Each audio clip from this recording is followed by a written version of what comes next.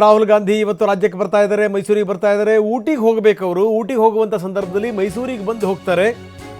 ಮೈಸೂರಿನಲ್ಲಿ ಮುಖ್ಯಮಂತ್ರಿಗಳು, ಉಪಮುಖ್ಯಮಂತ್ರಿಗಳು ಅವ್ರನ್ನ ಸ್ವಾಗತ ಮಾಡ್ತಾರೆ, ಭೇಟಿ ಮಾಡ್ತಾರೆ, ಮಾತುಕತೆ ಮಾಡ್ತಾರೆ. ಮಾತುಕತೆ ಏನು ಅನ್ನೋದೇ ಕುತೂಹಲ. ಏನಾದರೂ ರಾಜ್ಯ ರಾಜಕಾರಣದ ಬಗ್ಗೆ ಏನಾದರೂ ಚರ್ಚೆ ಬರುತ್ತಾ? ಸಂಪುಟ ವಿಸ್ತರಣೆ, ಅಧಿಕಾರ ಹಸ್ತಾಂತರ, ಈ ತರಹದ್ದೇನಾದರೂ ಚರ್ಚೆ ಆಗುತ್ತಾ? ಮಧ್ಯಾಹ್ನ 2:30 ಸುಮಾರಿಗೆ ಬರ್ತಾರೆ ರಾಹುಲ್ ಗಾಂಧಿ. ಇಲ್ಲಿಂದ ಅವರು ತಮಿಳುನಾಡಿಗೆ ಹೋಗ್ತಾರೆ, ಊಟಿಗೆ ಹೋಗ್ತಾರೆ.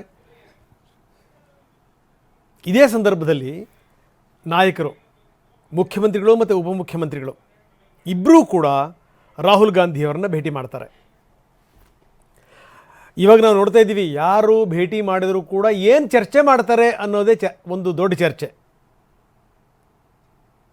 ಯಾಕಂದರೆ ರಾಜ್ಯದಲ್ಲಿ ಆಗ್ತಿರುವಂಥ ಬೆಳವಣಿಗೆಗಳಿದೆಯಲ್ಲ, ಸಾಮಾನ್ಯ ಅಲ್ಲ ಅದು. ಹೀಗಾಗೇ ಮೈಸೂರಿಗೆ ಒಂದೇ ವಿಮಾನದಲ್ಲಿ ಹೋಗಿದ್ದಾರೆ CM DCM. ಸುಮಾರು 1:25ಕ್ಕೆ ಇವ್ರು ಹೋಗ್ತಾರೆ, ರಾಹುಲ್ ಗಾಂಧಿ ಅವ್ರನ್ನ ಬರಮಾಡ್ಕೊಳ್ತಾರೆ. ಇಬ್ಬರೂ ನಾಯಕರು ಚರ್ಚೆ ಮಾಡ್ತಾರೆ. ಜೊತೆಗೆ ನೋಡಿ, ರಾಹುಲ್ ಗಾಂಧಿಯವರ ಭೇಟಿಗೆ ಅವಕಾಶ ಕೇಳ್ತಾ ಇದ್ದಾರಲ್ಲ DCM, ಈಗ ಸಿಗ್ತಾ ಇದೆ. ಇವರು 1:30 ಸುಮಾರಿಗೆ ಹೋಗಿರ್ತಾರೆ, 2:30 ಸುಮಾರಿಗೆ ರಾಹುಲ್ ಗಾಂಧಿ ಬರ್ತಾರೆ. ಬಂದಾದಮೇಲೆ ಯಾವ್ಯಾವ ಸಂಗತಿಗಳ ಬಗ್ಗೆ ಚರ್ಚೆ ಆಗುತ್ತೆ? ಇದು ಅಂದರೆ ಈ ಸಂಪುಟ ಪುನರ್ರಚನೆ ವಿಚಾರಕ್ಕೆ ಸಂಬಂಧಪಟ್ಟಂಗೆ ಇದೆಯಲ್ಲ, ಅದ್ರ ಬಗ್ಗೆ ಏನಾದರೂ ಚರ್ಚೆ ಆಗುತ್ತಾ? ಯಾಕಂದರೆ ಈಗಾಗಲೇ ಬಹಳಷ್ಟು ಜನ ನೋಡ್ರಪ್ಪ, ಅಧಿಕಾರ ಹಸ್ತಾಂತರ ಆಗುತ್ತೋ ಇಲ್ವೋ ಪ್ರಶ್ನೆ ಬೇರೆ. ಆದರೆ ದಯಮಾಡಿ ನೀವು ನಮ್ಮನ್ನು ಮಂತ್ರಿಗಳನ್ನಾಗಿ ಮಾಡಿಬಿಡಿ. ನೀವು ಅಧಿಕಾರದ ಜಟಾಪಟಿ ಇದ್ದದ್ದೇ ನಾವು ಮಂತ್ರಿಗಳಾಗಬೇಕು ಅಂತ. ಯಾಕಂದರೆ ನೋಡಿ, ಈಗ ಆದರೆ ಅವರಿಗೆ ಒಂದು 3 ಬಜೆಟ್ ಸಿಗ್ತವೆ, ಇಲ್ಲಾಂದ್ರೆ 2 ಬಜೆಟ್ ಸಿಗೋದು. ಕೊನೆ ಬಜೆಟ್ ಲೆಕ್ಕಕ್ಕಿಲ್ಲ ಚುನಾವಣೆ ಬಂತು ಅಂತಂದರೆ. ಹೀಗಾಗಿ ಆದಷ್ಟು ಬೇಗ ನಮ್ಮನ್ನು ಮಂತ್ರಿಗಳನ್ನಾಗಿ ಮಾಡಿ ಅಪ್ಲಿಕೇಶನ್ ಹಿಡ್ಕೊಂಡು ರೆಡಿಯಾಗಿದ್ದಾರೆ. ಯಾವಾಗ DK ಶಿವಕುಮಾರ್ ದೆಹಲಿಗೆ ಹೋಗ್ತಾರಲ್ಲ, ಅದಾದಮೇಲೆ ಮುಖ್ಯಮಂತ್ರಿಗಳ ಟೀಮ್ ಸುಮ್ಮನೆ ಇರುತ್ತಾ? ಇಲ್ಲ, ಅವ್ರ ಪಾಡಿಗೆ ಅವರು ತಮ್ಮ ಚಟುವಟಿಕೆಗಳನ್ನು ಮಾಡ್ತಾನೇ ಇರ್ತಾರೆ. ಹೀಗೆ ಒಬ್ಬರಾದ್ಮೇಲೆ ಹೋಗಿ ಒಬ್ಬರು ಭೇಟಿ ಮಾಡ್ತಾರಲ್ಲ, ಈಗ ಇಬ್ಬರೂ ಕೂಡ ಜೊತೆಗೆ ಭೇಟಿ ಮಾಡ್ತಾ ಇದ್ದಾರೆ ರಾಹುಲ್ ಗಾಂಧಿಯವರಿಗೆ. ರಾಹುಲ್ ಗಾಂಧಿಯವ್ರ ಜೊತೆಗೆ ಯಾವ ಚರ್ಚೆ ಆಗುತ್ತೆ, ಯಾವ್ಯಾವ ವಿಷಯದ ಬಗ್ಗೆ ಚರ್ಚೆ ಮಾಡ್ತಾರೆ?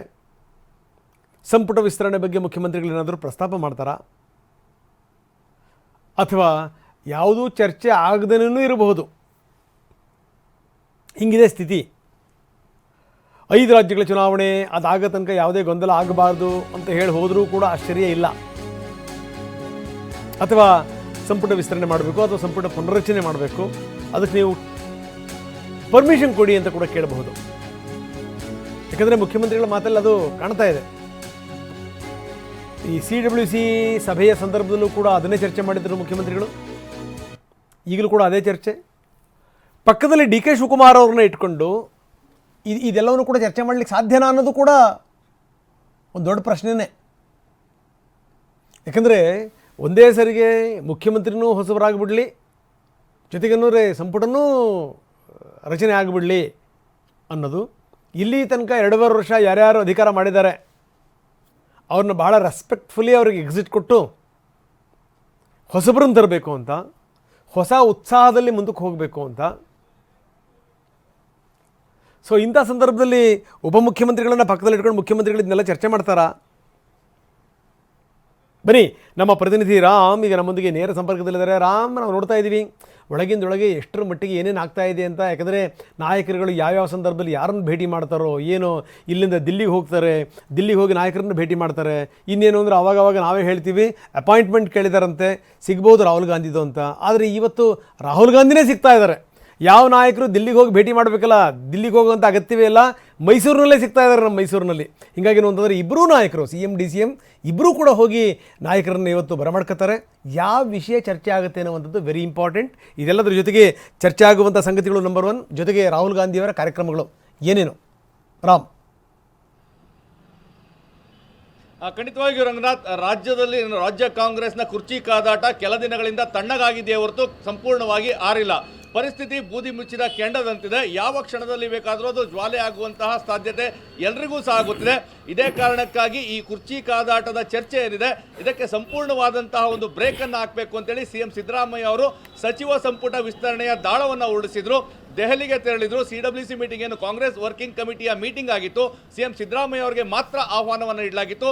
ಅವರಿಗೆ ಅದೊಂದು ಒಳ್ಳೆ ಅವಕಾಶ ಅಂತ ಅನಿಸಿ ಆ ಬಗ್ಗೆ ರಾಹುಲ್ ಗಾಂಧಿ ಬಳಿ ಚರ್ಚೆಯನ್ನು ಸಹ ನಡೆಸಿದ್ರು. ಅಂದ್ರೆ ರಾಜ್ಯದಲ್ಲಿ ಈಗಾಗಲೇ 2.5 ವರ್ಷ ಆಗಿದೆ. ಸಚಿವ ಸಂಪುಟ ವಿಸ್ತರಣೆ ಅಥವಾ ಸಚಿವರ ಸ್ಥಾನ ಪಲ್ಲಟವನ್ನ ಮಾಡಬೇಕು ಅಂತೇಳಿ ಒಂದು ವಿಚಾರವನ್ನ ಮಂಡಿಸಿದ್ರು. ಆದ್ರೆ ರಾಹುಲ್ ಗಾಂಧಿ ವಿದೇಶ ಪ್ರವಾಸಕ್ಕೆ ತೆರಳ್ತಾ ಇದ್ದಿಂದಾಗಿ ನಾನು ವಾಪಸ್ ಬಂದು ಆ ಬಗ್ಗೆ ಹೇಳ್ತೇನೆ ಅಂತ ಹೇಳಿದ್ರು. ಅದಾದ ನಂತರ DK ಶಿವಕುಮಾರ್ ಸಹ ದೆಹಲಿಗೆ ಭೇಟಿಯನ್ನ ನೀಡಿದ್ರು. ನೀವು ಗಮನಿಸಬೇಕಾದಂತದ್ದು ದೆಹಲಿ ಭೇಟಿಯ ವೇಳೆ DK ಶಿವಕುಮಾರ್ ಪ್ರತ್ಯೇಕವಾಗಿ ಸಿಎಂ ಸಿದ್ದರಾಮಯ್ಯ ಪ್ರತ್ಯೇಕವಾಗಿ ರಾಹುಲ್ ಗಾಂಧಿಯನ್ನ ಭೇಟಿ ಮಾಡುವಂತ ಕೆಲಸವನ್ನ ಮಾಡ್ತಾ ಇದ್ರು. ಮತ್ತೆ ಅವರ ಅಪಾಯಿಂಟ್ಮೆಂಟ್ ಆಗಿ ಇಬ್ಬರೂ ಸಹ ಕಾಲವನ್ನ ಕೇಳಿದ್ರು.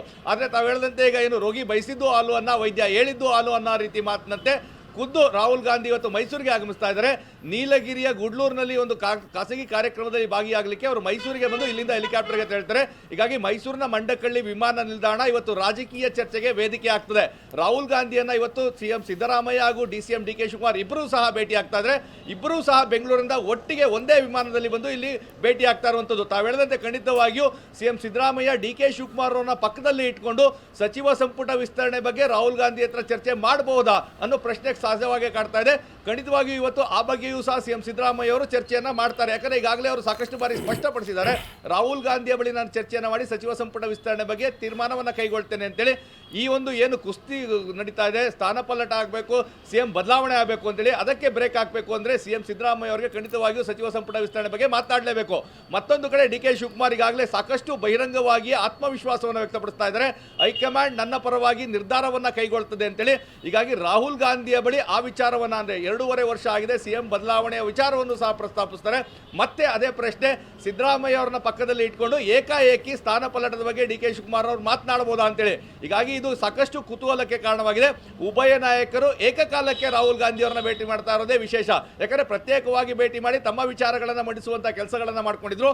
ಆದ್ರೆ ಒಟ್ಟಿಗೆ ಭೇಟಿ ಮಾಡುವಂತ ಕೆಲಸವನ್ನು ಮಾಡ್ತಾ ಇದ್ದಾರೆ. ಹೈಕಮಾಂಡ್ಗೂ ಸಹ ಇದು ಸವಾಲಾಗಿದೆ. ಯಾಕಂದ್ರೆ 2.5 ವರ್ಷ ಸಿಎಂ ಆಗಿ ಇದ್ದಂತಹ ಸಿದ್ದರಾಮಯ್ಯ ಅವರನ್ನ ಗೌರವಯುತವಾಗಿ ಎಕ್ಸಿಟ್ ನ ಕೊಡುವಂತದ್ದು, ಮತ್ತೆ ಸಚಿವ ಸಂಪುಟದಲ್ಲಿ ಕೆಲಸ ಮಾಡ್ತಾ ಇರೋರ್ಗೂ ಒಂದು ಗೌರವಯುತ ಎಕ್ಸಿಟ್ ಅನ್ನ ಕೊಡಬೇಕು. ಅದೇ ಕಾಲಕ್ಕೆ DK ಶಿವಕುಮಾರ್ ಅವರಿಗೆ ಸ್ಥಾನ ಪಲ್ಲ ಮಾಡಿದ್ರೆ ಆಗಬಹುದಾದಂತಹ ಬೆಳವಣಿಗೆಗಳು ಇವೆಲ್ಲವೂ ಸಹ ಹೈಕಮಾಂಡ್ ನ ಗಮನದಲ್ಲಿದೆ. ಅದೇ ಕಾರಣಕ್ಕೆ CWC ಮೀಟಿಂಗ್ ಸಭೆಯಲ್ಲೂ ಸಹ ಸಿದ್ದರಾಮಯ್ಯ ಅವರಿಗೆ ಒಬ್ಬರಿಗೆ ಆಹ್ವಾನವನ್ನು ನೀಡಿದ್ರು. ಒಟ್ಟಿಗೆ ಕರೆಯುವಂತ ಕೆಲಸವನ್ನ ಸಾಹಸಕ್ಕೆ ಹೈಕಮಾಂಡ್ ಮುಂದಾಗಿಲ್ಲ. ಹೀಗಾಗಿ ಈಗ ಬರುವಂತ ವಿಚಾರವಾಗಿ ಮತ್ತೆ ತಾವೊಂದು ಮಾತನ್ನ ಹೇಳಿದ್ರಿ, ಪಂಚರಾಜ್ಯಗಳ ಚುನಾವಣೆ ಮುಂದಿಟ್ಕೊಂಡು ಈ ಸಂದರ್ಭದಲ್ಲಿ ಕರ್ನಾಟಕದಲ್ಲಿ ರಾಜಕೀಯವಾದಂತಹ ಈ ರೀತಿಯಾದ ಪರಿಸ್ಥಿತಿಗೆ ಹೈಕಮಾಂಡ್ ಮುಂದಾಗ್ತಾ ಅನ್ನೋ ಪ್ರಶ್ನೆ ಸಹ ಕಾಡ್ತಾ ಇದೆ. ಹೀಗಾಗಿ ಇವೆರಡು ಚರ್ಚೆಗಳ ನಡುವೆ ರಾಹುಲ್ ಗಾಂಧಿ ಪಂಚರಾಜ್ಯ ಚುನಾವಣೆವರೆಗೂ ಸಹ ಇಬ್ರು ಏನು ಮಾತನಾಡುವಾಗಿಲ್ಲ ಅನ್ನೋ ಸೂಚನೆ ಕೊಟ್ಟರು ಸಹ ಅಚ್ಚರಿ ಇಲ್ಲ. ಹೀಗಾಗಿಯೇ ಇವತ್ತು ಮೈಸೂರಿನ ಮಂಡಕಳ್ಳಿ ವಿಮಾನ ನಿಲ್ದಾಣದಲ್ಲಿ ರಾಹುಲ್ ಗಾಂಧಿ ಏನ್ ಬರ್ತಾ ಇದ್ದಾರೆ, ಉಭಯ ನಾಯಕರು ಏಕಕಾಲಕ್ಕೆ ಭೇಟಿ ಆಗ್ತಾ ಇದ್ದಾರೆ, ಸಾಕಷ್ಟು ಮಹತ್ವವನ್ನು ಪಡ್ಕೊಳ್ತಾ ಇದೆ. ಇದರಿಂದ ಒಮ್ಮುವಂತಹ ರಿಸಲ್ಟ್ ನಂತರ ದಿನಗಳಲ್ಲಿ ದೆಹಲಿಗೆ ಭೇಟಿ ನೀಡಬೇಕಾ ನೀಡಬಾರ್ದಾ ಅಥವಾ ಇವೆಲ್ಲಕ್ಕೂ ಸಹ ಒಂದು ತಾತ್ಕಾಲಿಕ ಬ್ರೇಕ್ ಆಗ್ತಾರ, ಸಾಕಷ್ಟು ಕುತೂಹಲಕ್ಕೆ ಕಾರಣವಾಗ್ತಾ ಇದೆ. ರಂಗನಾಥ್. ಎಸ್ ರಾಮ್, ಧನ್ಯವಾದ. ಈ ಪಂಚರಾಜ್ಯಗಳ ಚುನಾವಣೆ ನಡೆಸಿ ಅದಾದ ಮೇಲೆ ಸೋಲು ಗೆಲುವಿನ ಪಂಚನಾಮೆ ನಡೆಸಿ ಅದಾದ ಮೇಲೆ ಅಧಿಕಾರ ಅಂತಂದ್ರೆ ಆಗುತ್ತಾ ನೋಡ್ಬೇಕು. ಇವತ್ತು ಯಾವ್ಯಾವ ವಿಷಯಗಳ ಬಗ್ಗೆ ಚರ್ಚೆ ಆಗುತ್ತೆ ಅಂತ